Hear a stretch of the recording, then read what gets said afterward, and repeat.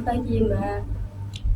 Oke, sebelum kita mulai sesi konseling pada pagi hari ini, apa baiknya kita perkenalan diri terlebih dahulu ya, biar saling tahu kita siapa gitu. Boleh mulai dari Mbaknya dulu. Iya, Siapa namanya? kenalin, ini saya Rosiana. Mbaknya bisa panggil saya Rosiana. Oke. Sebelumnya sudah kenal saya belum? Belum ya, Mbak, karena ini kan Baru kita pertama baru kali. pertama kali. Kenalkan, nama saya itu Jenisa. Mbak Rosi bisa panggil saya Mbak Jenisa, Kak Jenisa, Bu Jenisa, atau Jenisa saja juga boleh. Senyamannya Mbak Rosi aja ya.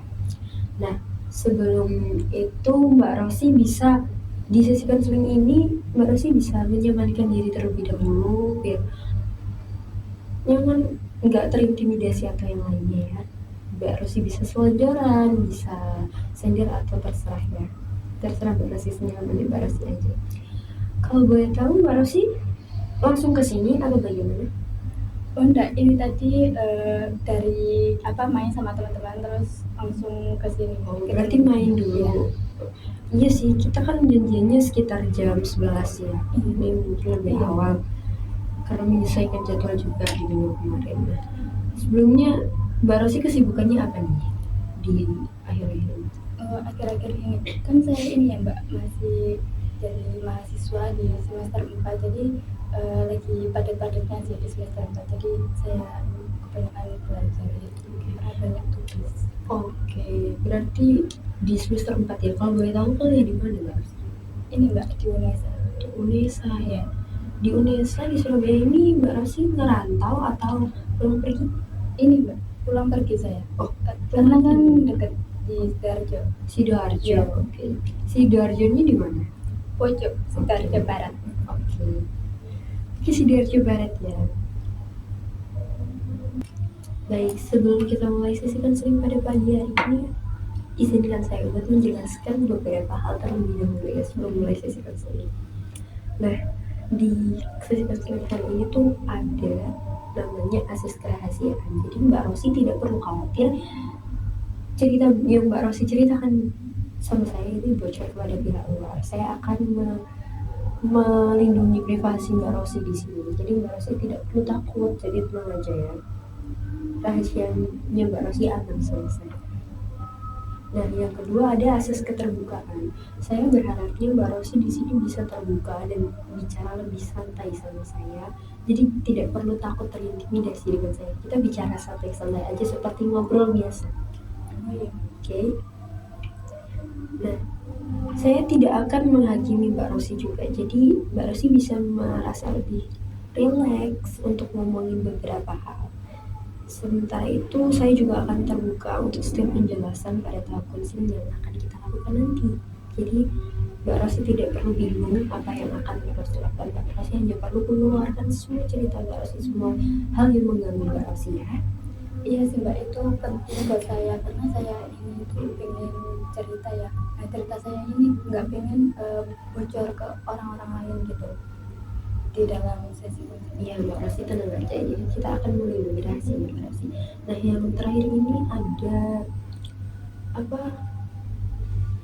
asas kesukarelaan Mbak Rosi. Jadi Mbak Rosi di sini kesini kan mau atas keinginan diri sendiri kan. Nah, itu termasuk asas kesukarelaan. Jadi tanpa paksaan, jika Mbak Rosi tidak nyaman dengan sisi konseling hari ini, Mbak Rosi bisa berhenti. Jadi saya tidak akan memaksa untuk menceritakan lebih lanjut. Bisa dipahami Mbak Rosi? Oh iya, setuju sih Mbak dengan asas-asas yang dalam bicara. Oke, kita masuk ke pembahasan masalahnya Mbak Rosi. Kita akan melakukan self monitoring terlebih dahulu untuk menguji Mbak Rosi ini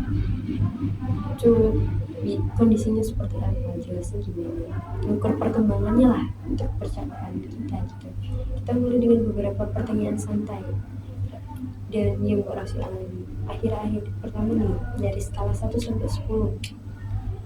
1 ini sangat tidak baik dan 10 ini sangat baik. Bagaimana kondisi emosional Mbak Rosi sekarang? Rasanya sih ini saya merasa di ini ya poin ketiga ya Mbak ya. Kayaknya sekitar 3 itu karena rasanya saya itu sering capek, habis itu kurang semangat untuk buat menjalani apa-apa gitu. Oke, saya izin catat ya. Capek itu wajar kok kalau kita sedang menghadapi sesuatu. Dan yang kedua nih, gimana dengan kondisi akademik Mbak Rosi akhir-akhir ini? Kan katanya Mbak Rosi udah semester 4 nih.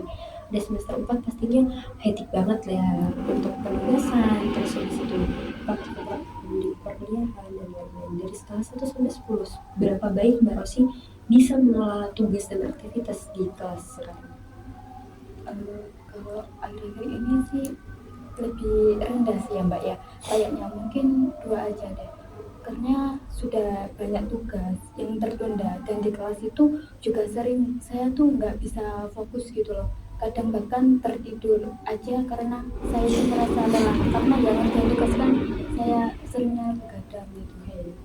Baik, terima kasih ya Mbak Rosi sudah jujur. Tenang aja, banyak orang yang ngalami hal kayak gitu. Nggak cuma Mbak Rosi kok. Nah, yang ketiga nih, gimana hubungan Mbak Rosi sama orang-orang terdekat Mbak Rosi?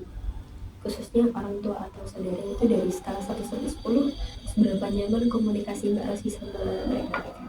Mungkin dari itu di angka 4 ya Kak.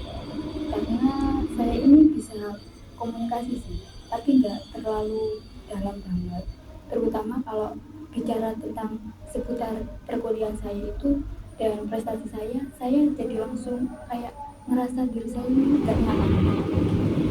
Oke, aku paham. Terus kadang memang ada topik tertentu ya yang bikin kita merasa sedikit tegang untuk berbicara sama orang tua gitu, berkomunikasi lah sama orang tua. Mungkin ya, ada dirasakan seperti itu kan? Iya Mbak, ngerasa. Karena saya ini juga sering ngerasain sakit kepala yang ringan aja sih, nggak yang berat-berat. Dan kadang sulit tidur, makanya saya seringnya kadang itu ya ngerjain tugas yang numpuk dan ujung-ujungnya ya badan saya ini ngerasa capek banget gitu. Terus nafsu makan juga kadang nggak teratur, kadang makan dikit aja udah saya ini ngerasa kenyang. Oke, berarti kondisi fisiknya Mbak Rosi akhir-akhir ini agak buruk ya? Oke. Oh iya, emosi dan kondisi mental kita mungkin memang sering berpengaruh ke badan kita juga. Jadi terima kasih Mbak Rosi sudah mau berbagi sedikit cerita Mbak Rosi tadi tentang emosional Mbak Rosi, terus komunikasi Mbak Rosi dengan orang terdekat Mbak Rosi, dan bagaimana kabar Mbak Rosi akhir-akhir ini. Saya sangat menghargai hal itu karena Mbak Rosi sudah mau cerita. Dan yang terakhir buat self monitoring orang ini, apa harapan Mbak Rosi dan dari proses konseling kali ini? Mbak Rosi ini pengen apa yang pengen dicapai Mbak Rosi? Pengen masalahnya cepat selesai atau mau mencari solusi dari permasalahan Mbak Rosi? Saya ini sih ingin bisa kembali fokus ya kayak di semester 1 gitu. Karena nggak mungkin saya juga lagi nunda-nunda tugas dan saya juga pengen bisa komunikasi sama orang tua saya tanpa merasa tertekan atau merasa saya ini tidak cukup baik gitu. Oke, baik. Dari self monitoring yang Mbak Rosi lakukan tadi, yang kita lakukan, kita bisa melihat kondisi kalau yang Mbak Rosi alamin ini sekarang bisa kita mulai jelajahin dari dalam apa yang jadi penyebabnya. Kali ini kita akan pakai teknik asosiasi bebas ya. Kamu gak perlu mikir terlalu banyak yang untuk menyaring kata-kata itu. Senyamannya kamu mengungkapkan apapun, gak usah takut salah. Di sini nggak ada yang mau menghakimi kamu. Jadi pikiran yang kamu pikirin itu bisa kamu keluarkan secara spontan ya. Oh iya boleh Mbak, saya bersedia. Nah, kalau kamu dengan kata kuliah nih, apa yang muncul pertama kali di pikiran kamu? Coba bilang aja yang jawaban yang ada di otak kamu, langsung bilang aja ke saya. Ini tugas terutama karena tugas ini kan ya sudah saya bilang di awal banyak banget tugas seperti kayak makalah, terus tugas harian, apalagi tugas kelompok, apalagi kan habis menjelang lebaran ini menginjak UTS. Nah itu tapi takut dari situ tuh nilai saya tuh turun banyak banget. Oh, dari semester sebelumnya ke semester ini turun banyak? Iya. Terus apa lagi yang Mbak Rosi pikirin? Jangan ragu ya, bilang apa adanya aja. Bahkan kalau kamu ngerasa mau ngomongin hal yang gak ada hubungannya sekalipun juga boleh. Buat yang mandiri kamu. Mungkin dari itu kakak saya sih ya Mbak ya. Iya. Dia sekarang itu kuliah juga, tapi dia ini dapat beasiswa penuh. Nah, setiap akhir pekan kalau saya video call sama orang tua gitu, mereka selalu bilang kayak gini, "Eh, kenapa kamu nggak bisa seperti kakakmu ini gitu." Nah, terus ibu saya ini bilang bilang uang kuliah saya nggak sedikit, harusnya saya ini bisa lebih fokus gitu. Nah, ayah juga bilang saya di semester 4 ini menurun dan merasa ayah saya melihat saya ini nggak cukup giat lagi dari semester sebelumnya gitu. Iya ya paham. Terus yang Mbak Rosi rasain ini apa ketika mereka bilang hal seperti itu? Boleh banget Mbak Rosi kalau mau bilang perasaan Mbak Rosi seperti apa? Saya sih ini ya merasa sedih, tapi juga sedikit marah. Tapi saya nggak bisa kalau apa-apa karena saya nggak mau nyakiti mereka itu. Jadinya saya cuma merasa nggak punya energi buat belajar lagi gitu. Jadi nggak kayak di semester sebelumnya. Oke, berarti Kayaknya dari usaha itu saya nggak apa ya mikir kalau saya ini nggak akan ada gunanya gitu. Akhirnya tetap nggak sesuai dari ekspektasi orang tua saya gitu. oke, berarti Mbak Rosi takut menyakiti perasaan orang tua gitu ya. Iya, Dan yang kayak oh iya rasanya kayak usaha kita juga jadi sia-sia gitu ya, nggak berarti kayak pasrah gitu kan, gara-gara dari apa tekanan dari orang tua.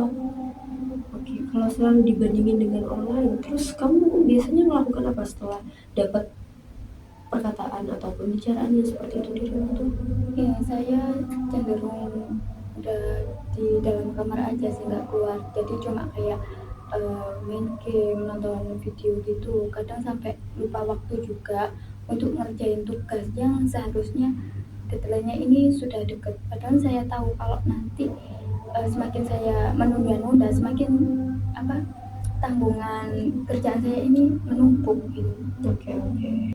Mbak Rosi, terima kasih karena sudah berani bercerita dan berbagi semuanya sama saya.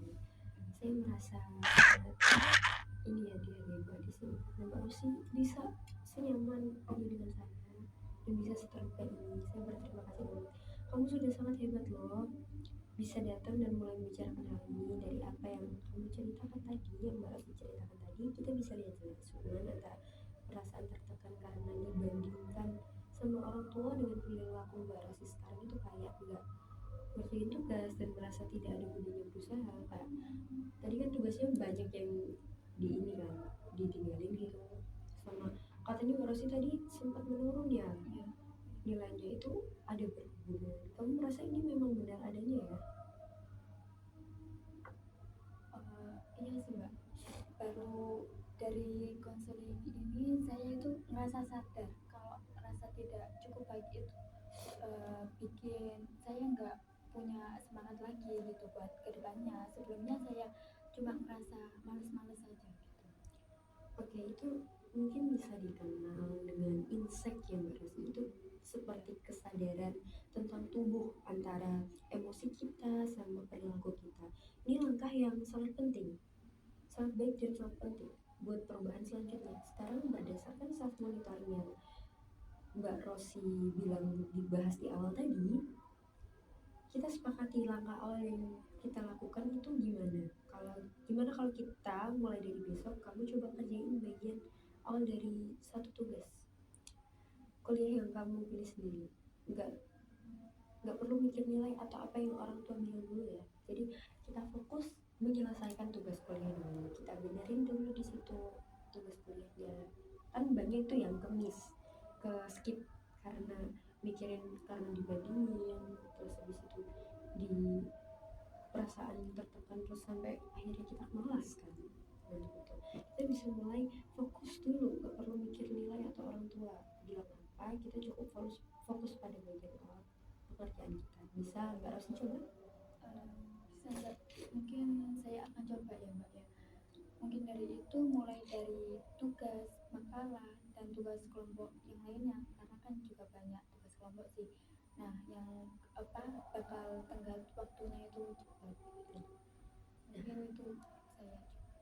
Nah di situ bagus banget, Mbak Rosi pasti bisa kok untuk pantau perkembangan kamu. Saya bisa hubungin kamu lewat pesan singkat setelah 3 hari ya. Kita lihat gimana.